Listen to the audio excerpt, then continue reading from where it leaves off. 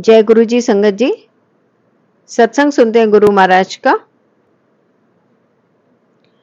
Uncle जी जो गुरु जी महाराज की सेवा में रहते थे हर समय एम्पायर स्टेट में, सरदार जी अंकल जी, तो उनको एक बार कोई फोन आया।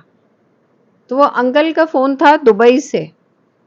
तो उन्होंने कहा मैं आपसे मिलना चाहता हूँ और आपको अपना सत्संग सुनाना चाहता हूँ। तो उन्होंने कहा कि सत्संग सुनाने के लिए आप आना चाहते हैं? बोला हाँ।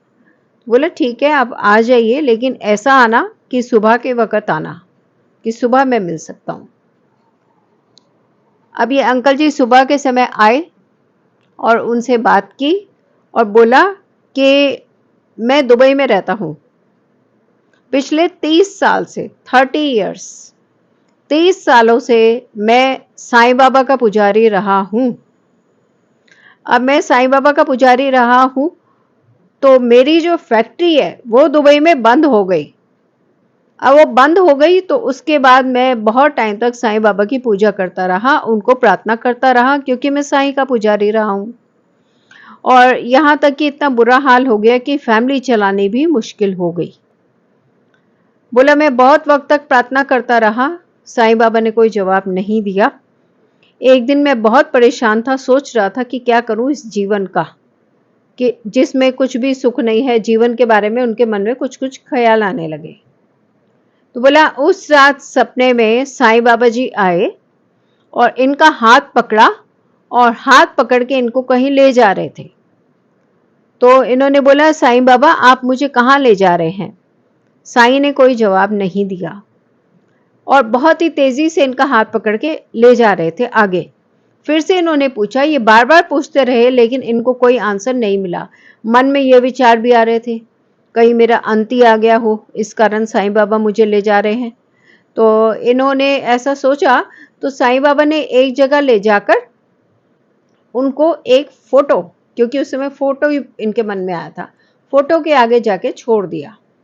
और इन्होंने पलट के देखा तो साईं बाबा वहां नहीं थे, सपना खत्म हो गया। ये अंकल जी बहुत घबरा गए, डर गए, पसीना पसीना हो गए, क्योंकि इनको कुछ समझ नहीं आ रहा था ये क्या हुआ और साईं बाबा छोड़ के चले क्यों गए। तो इन्होंने थोड़ा सोचा इस बारे में, तो उनको ध्यान आया कि एक बार वो दिल्ली में आए थे तो वहां से गुड़गांव गए थे, गुड़गांव के किसी ऑफिस गए थे। तो उस ऑफिस में ये जो फोटो है ये लगी हुई थी। अब वो खास दुबई से आए गुड़गांव में और उसी ऑफिस में गए और उनके गुरुजी का स्वरूप देख के पूछा कि ये किसकी फोटो है?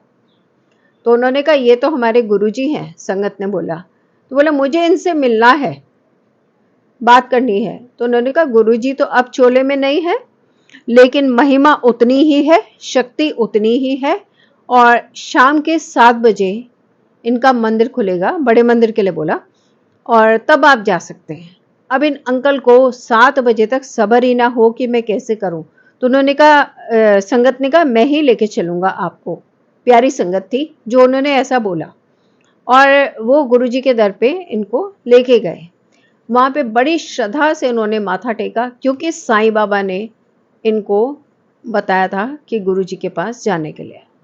तो जैसे साईं पे 30 सालों तक श्रद्धा रखी, तो उनकी बात की भी मान रखते हुए इन्होंने बड़ी श्रद्धा से माथा टेका और लंगर प्रसाद मिला, लंगर प्रसाद किया, चाय प्रसाद मिला, चाय प्रसाद भी ग्रहण किया, बहुत ही दिल से। और जो दिल में था वो दिल में कह दिया, दिल से दिल तक कह दिया। उसके बाद ये वापस चले गए हाथ जोड़ के श्रद्धा से, और बोलते हैं कि मैं वापस गया तो मेरी जो फैक्ट्री है वो पहले की तरह बिल्कुल चलने लग गई, बल्कि और मेरे को पैसे आने लगे अच्छे से। इनका काम पहले की तरह चल निकला, जो भी लॉसेस से रिकवर होना शुरू हो गए। अब इन्होंने जो फोन किया था अंकल को, वो इसलिए किया था वापस आने के लिए कि मैं आया हूं आपसे ये पूछने के लिए कि अब बताओ मैं क्या करूं, मैं साईं बाबा की ओर जाऊं या मैं गुरुजी महाराज की ओर जाऊं। तो अंकल ने कहा जैसे आपका मन करे वैसे आप करें, जैसे आपका दिल चाहे। तो उन्होंने कहा कि मेरा दिल तो यही है कि मैं गुरुजी की ओर आऊं।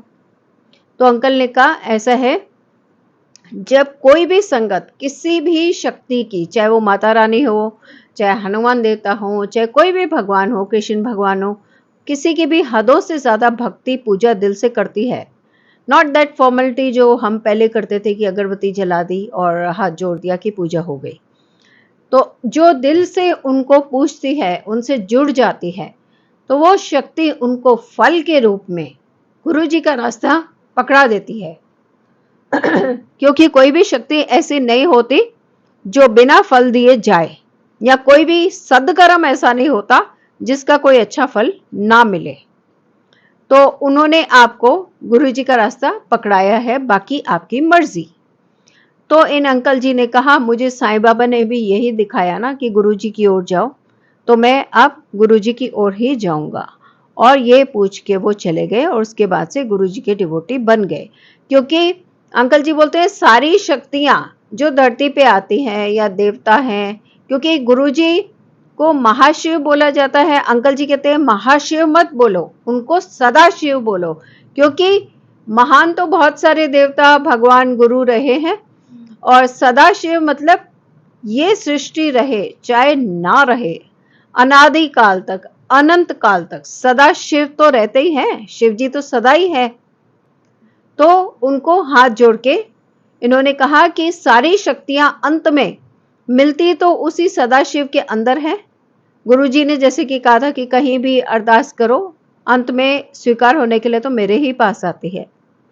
तो सेम तरीके फिर उन्होंने गुरुजी की पूजा शुरू कर दी। ऐसे बहुत से भक्त हुए हैं।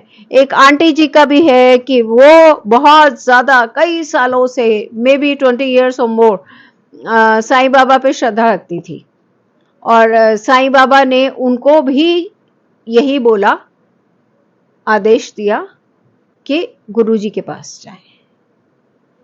तो जो भगवान की पूजा करता है, किसी भी भगवान की, तो आदेश के रूप में आए, नॉट नेसेसरी, वो किसी न किसी तरीके से गुरु जी से जुड़ जाते हैं। क्योंकि सुपर पावर, ओम, लाइट, सृष्टि को बनाने वाले, चलाने वाले, विलीन करने वाले इकलौते ही हैं जो कि हमारे गुरु जी महाराज हैं। दंडवत प्रणाम करते हैं गुरु जी महाराज को संगत जी, और सब मिलकर कहते हैं जय गुरु जी, शुक्राना गुरु जी महाराज का।